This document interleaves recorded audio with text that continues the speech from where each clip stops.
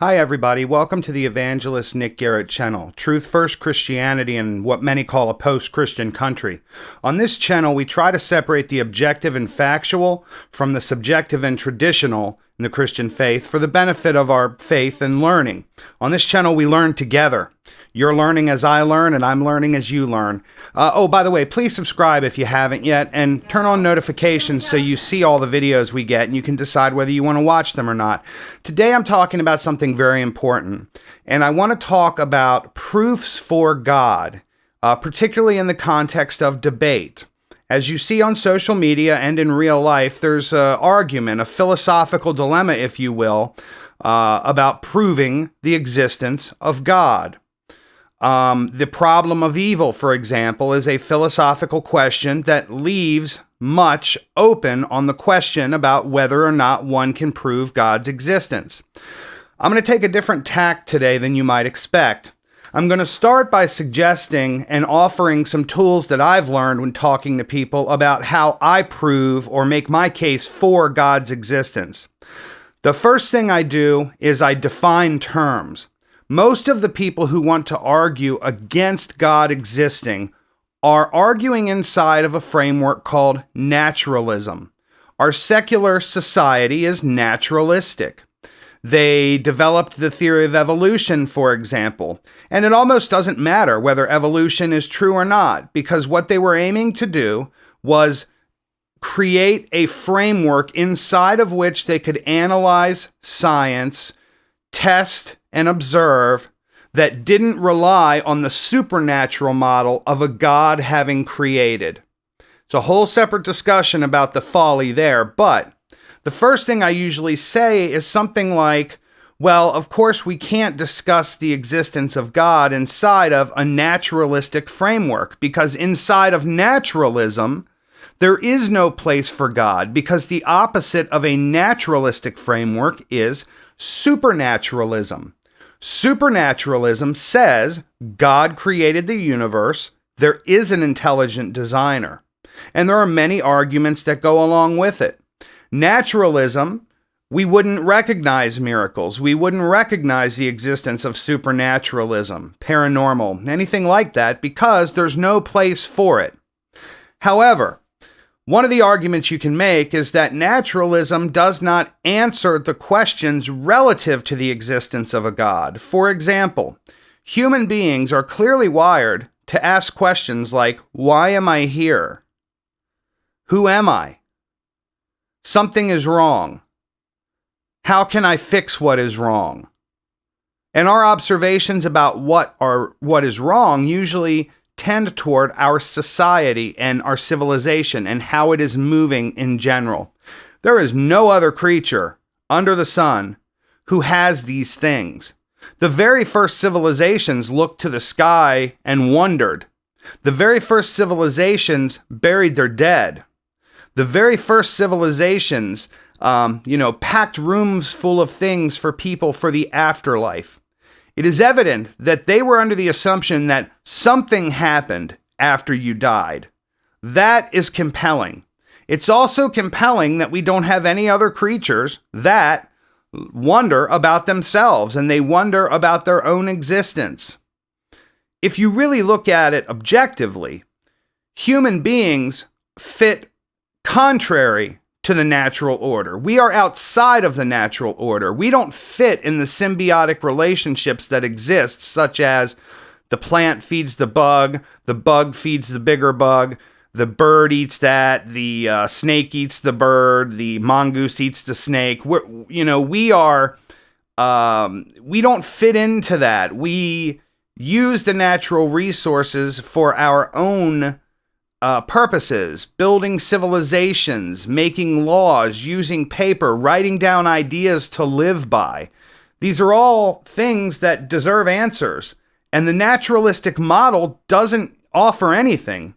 In fact, the naturalistic model is limited to the theory of evolution, ad hominem attacks, ideas such as belief in God is stupid, it's superstitious, it's mythology, yet there's never any arguments for it because none can exist inside that framework.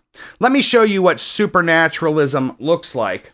And this idea comes from something like what Albert Einstein suggested, and that is that we have a circle. I'm going to come closer to the camera there so you can see. So we have a circle, right? And inside that circle, let's say it's everything we know. Well, there's all this other space too. In supernaturalism, you have God, you have man's mind and spirit, and you have naturalism, which is cause and effect, man's body, right? Notice that these aren't a Venn diagram, right? They don't necessarily intertwine with each other, but they all exist. And there's all of this existence otherwise. So that's an interesting way to look at supernaturalism. So when arguing for proof of the existence of God, you want to make sure that you get it into a supernatural framework. And the first thing I can tell you is you got to lose the idea that you're at the disadvantage or that the burden of proof is on you. For all of human history, people have believed in God and attempted to create means of expressing their belief in God. The idea that there is no God has only cycled through civilizations as part of a cycle that leads toward downfall.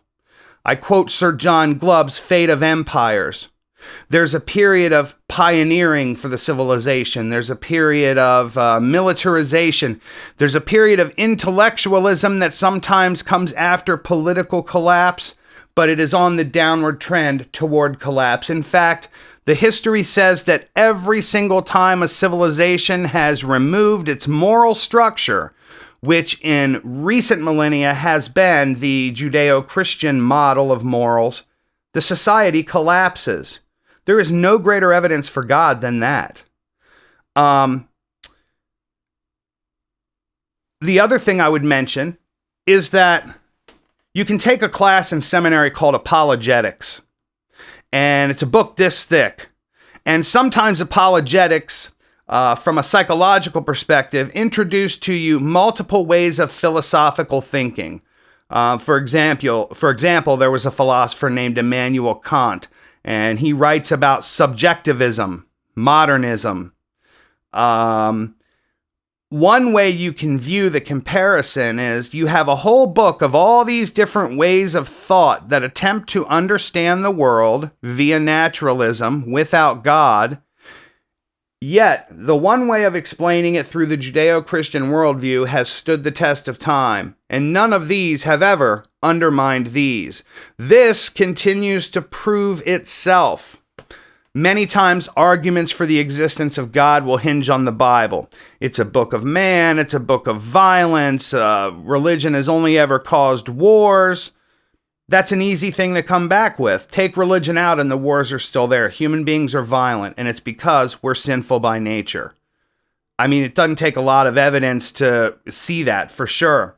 Now, on the Bible, you should always explain it in terms like this. The Bible can never be disproven because it offers a combination of objective historical reality. It uses the evidentiary method to prove itself, but it's also an experiential book, meaning as an individual engages the Bible, subjectively things happen, beliefs happen, changes occur, understanding changes. The layers of the onion continue to go deeper. So we'll stop there for today, but I just wanted to give you some very basic ideas in your defenses for proofs for God that you might use and build upon. And we didn't touch on 90% of them, but just the very basics for me are separating the discussion from naturalism versus supernaturalism and getting it into the right category. And that way we end up being able to talk instead of dealing with, oh, you believe the earth was created in 6 literal days? Well, that doesn't have anything to do with the base question, right? It's designed to make it seem foolish and crazy, you know? And if you think about it, it's just as foolish and crazy to suggest that we have anything that at all that can measure 14.6 billion years, which is what naturalism says, right? Naturalism works because it's allowed to continue adding to its timeline every time it needs more of an explanation. So anyway, this was fun, and I look forward to seeing you on the next video. God bless you, my friends. Thank you for being on this journey with me and learning with me. May your work today bear fruit. I hope you learned something new also. And please subscribe. Click on the bell notification all so you see every video that comes through. Check my Amazon author page out, amazon.com/author/nicholasdgarrett. You can purchase the books that I've written there. You can also, underneath, scroll the bar for the Teespring store. Get a cup, a shirt, something like that. Saturday, I might do a chat and open it up for those that would like to donate who believe my work is worthwhile and worth paying for, and I'd like to ask you to consider $1 or $2. I'm setting everything up now to be able to do that. If you don't believe it's fair to give money, totally cool. I have never believed in just straight up asking for money for this. I encourage people to purchase the products that I create. That way you're getting your value. And these videos do possess value also. Anyway, look forward to talking to you next time, friends.